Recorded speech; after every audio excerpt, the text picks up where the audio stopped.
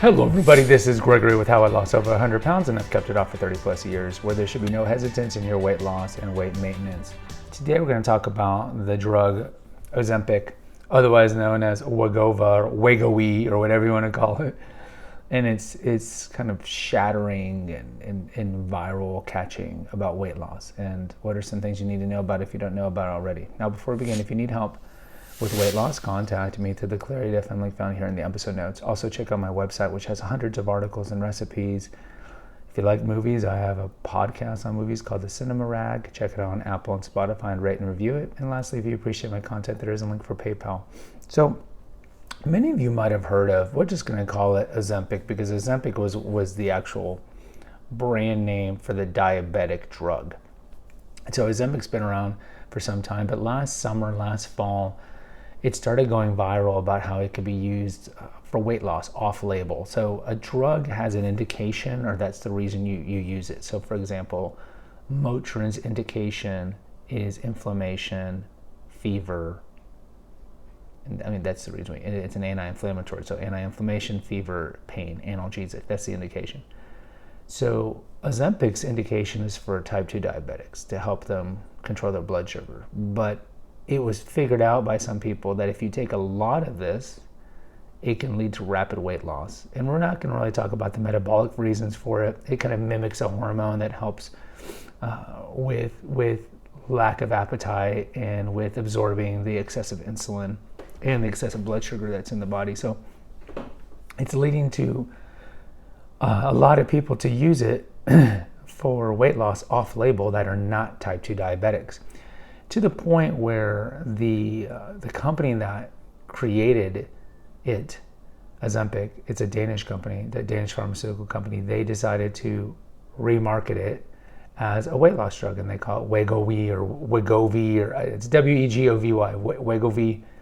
And look, clearly I'm not on TikTok, because if you hashtag Ozempic on TikTok, it's got hundreds of millions of hashtags and so forth. So it's getting very popular. Elon Musk was kind of criticized in the summer for gaining a lot of weight, and then he posted on Twitter, fasting and hashtag Ozempic has made me drop 13 kilos, so about almost 30 pounds.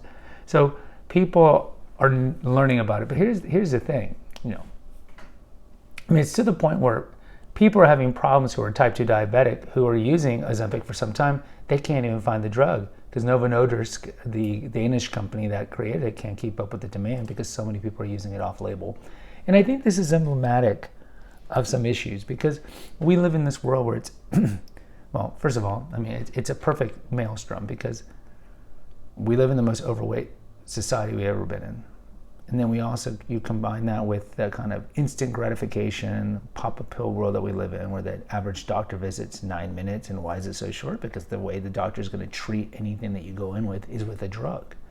Then you got the drug company, who on one level is, telling people don't take this off-label, but then they rebrand their drug to also be a weight loss drug when they renamed it Wegovy. And Chantix was another one. So Chantix was a drug that was originally an antidepressant. It was originally a smoking cessation drug, and then they realized that it helped with depression. And so they also relabeled it, and so now you can get it either for depression or for smoking cessation. So it goes for both. So the drug company, of course, is making tons of money off this. The supply's off the hook, and they'll say off one side of their mouth, oh, you should only take this if you're type 2 diabetic, and there's some side effects, but by the other time they're like cha-ching, cha-ching, cha-ching, cha-ching. And we talk about this over at The Awakened Man. It's my podcast I've had since 2017. Originally it was kind of geared toward, we used to call it holistic health news. So it's kind of geared toward medical cover-ups, conspiracy theories, big pharma cover-ups, a lot of kind of naturopathic, holistic health. That's kind of my view on a lot of things. That there definitely is a place for allopathic medicine, like surgeries. If you get shot, you're not going to go in, let's put some eucalyptus. So I mean, there's definitely a place for complementary medicine, but I just think that for the treatment, for the prevention of disease and the treatment of mild conditions, we should try to exhaust all the holistic naturopathic stuff, like botanical science and clinical nutrition and proper sleep and all these things like that. and then go to the drugs if those don't work. And certainly for acute interventions like for surgeries, we definitely need the allopathic. But look, there's side effects to this drug. And the guys and girls who are taking it for weight loss, there's no studies showing what's the long-term effect of a non-type 2 diabetic taking this for something else than diabetes. So all the studies, all the R&D, the research and development was all about, okay, how does this affect and treat type 2 diabetes? Because for years, decades, we've given glucophage or metformin.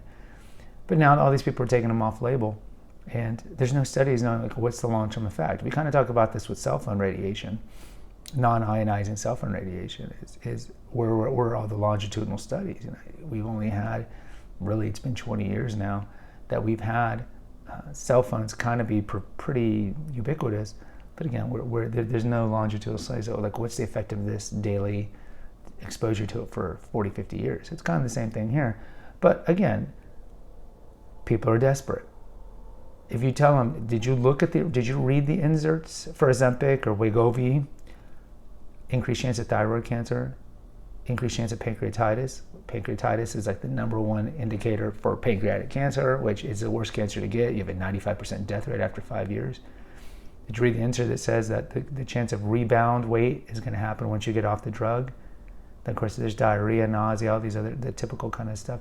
Do people read these things? No, because I think so many people are so desperate to lose weight that they just want to do the miracle drug, right? And so they don't, reason goes out the window. They're like, oh, I heard this can help me lose weight, and especially with the wealthy who can afford it and do the back channels like Elon Musk, just give me the supply. Just boom, boom, boom, boom, boom. It's like, well, you can be like Laocoon and Cassandra from Greek mythology, from the Iliad, and be like, no, this is wrong. Don't do it. Don't bring the Trojan horse. And then the serpents are brought in to kill him, to shut him up.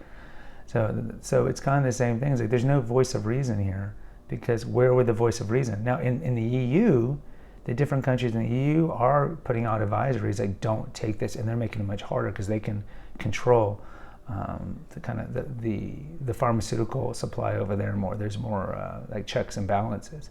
But here in America, it's Wild Wild West. It's just, you want it, we'll give it to you. We want it, you give it to us. So it's kind of like cocaine in the 1980s. There's such a big demand for this drug that demand is going to fuel Novo Nordisk, the Danish company, to keep making Ozempic, and there's going to motivate other companies to make try to mimic the generic as much as they can, so they can cash in. And it's kind of like, if it hurts you, well, you didn't read the inserts, that's out on us. And it's true. I mean, we have to read the inserts for everything.